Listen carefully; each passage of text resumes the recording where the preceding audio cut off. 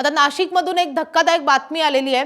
स्थानिक स्वराज्य संस्थांच्या निवडणुकांच्या पार्श्वभूमीवर नाशिकमध्ये सध्या एका मोठ्या कंटेनर चोरीचा मोठा बोलबाला आहे।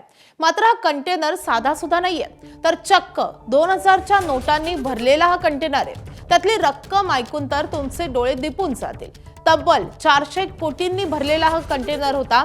2000च्या नोटांनी भरलेला हा कंटेनर कर्नाटकातल्या चोरली घाटात चोरीला गेलाय। मात्र कर्नाटकातल्या ट्रकचं नाशिक कनेक्शन तसं स्ट्रॉंग आहे।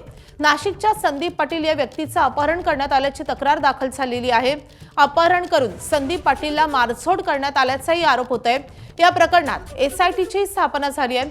या प्रकरणाचा तपास कर्नाटक आणि गुजरात पोलिसही करतायत अशी माहिती आता समोर येते।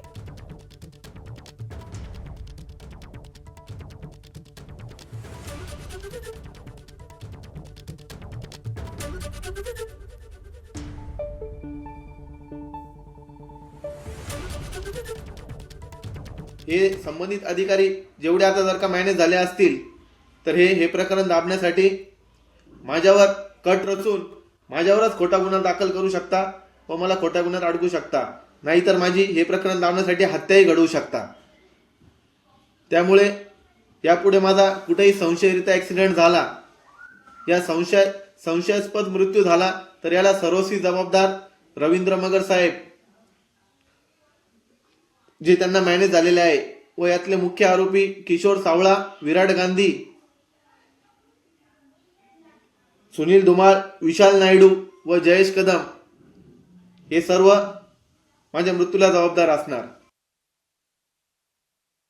संदीप पाटील याच्यावर कंटेनर लुटल्याचा आरोप लावून पैशाने भरलेल्या नोटांचा कंटेनर लुटण्याचा आरोप लावून काही लोकांनी त्याला धमक्या दिल्या आणि हे आमचे पैसे आम्हाला परत दे या संदर्भाने त्याला मारहाण केली, त्याला धमकी दिली आणि त्याचं अपहरण केलं। या अनुषंगाने गुन्हा दाखल आहे।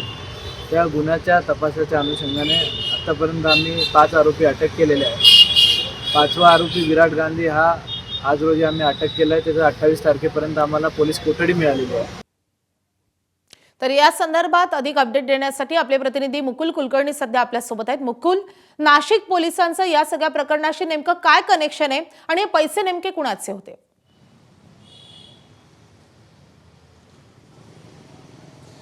माधवी, एखाद्या सस्पेन्स थ्रिलर सिनेमाला साजेशी ही घटना आहे। सध्या जी माहिती समोर येत आहे, नाशिकचे संदीप पाटील म्हणून एक व्यक्ती आहे, त्यांनी दावा असा केलेला आहे की त्यांचं अपहरण काही लोकांनी केलेलं होतं। ते अपहरण यासाठी केलेलं होतं की गोवाहून कर्नाटक राज्यामध्ये 400 कोटी रुपयांच्या ज्या चलनातून बाद झालेल्या 2000 रुपयांच्या नोटा आहेत त्या नोटांनी भरलेला एक कंटेनर जात होता। चोरली घाटामध्ये हा कंटेनर अडवण्यात आला आणि तो कंटेनर तिथून चोरीला गेलेला आहे। आता हा कंटेनर चोरणारा व्यक्ती म्हणून संदीप पाटील याचं प्रेझेंटेशन करण्यात आलं। या व्यक्तीने असा दावा केला की माझे फोटो आणि माझं नाव पुढे करण्यात आलं आणि या संदर्भात त्याला जाब विचारण्यात आला। मुंबईतील एक तथाकथित एक बिल्डर आहे, त्या बिल्डरच्या सांगण्यावरून माझं अपहरण करण्यात आलं अशा स्वरूपाचा दावा त्यांनी केलेला आहे। या प्रकरणी नाशिकच्या घोटी पोलीस ठाण्यामध्ये गुन्हा दाखल करण्यात आलेला होता आणि या गुन्ह्याच्या अनुषंगाने नाशिक ग्रामीण पोलिसांनी आतापर्यंत 5 ते 6 लोकांना ताब्यात घेतलेले आहे। यामध्ये काही जण मुंबईचे आहेत, एक जण गुजरातचा देखील आहे।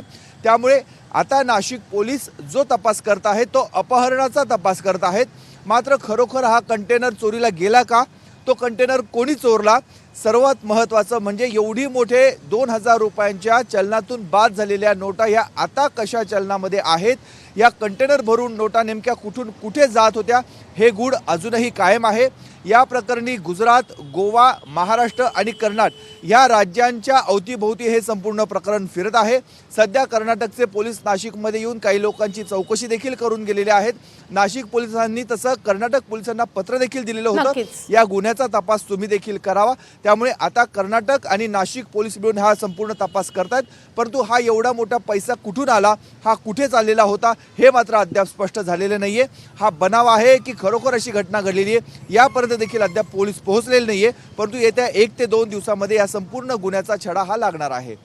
नक्कीच या प्रकरणाचं गूढ आता वाढलेलं आहे आणि त्यामुळे आता आणखी कोणती बडी नावं या सगळ्या प्रकरणाशी संबंधित समोर येत आहेत का हे पाहणे तितकंच महत्त्वाचं असणार आहे। मुकुल, धन्यवाद या माहितीसाठी। एबीपी माझा, उघडा डोळे बघा नीट।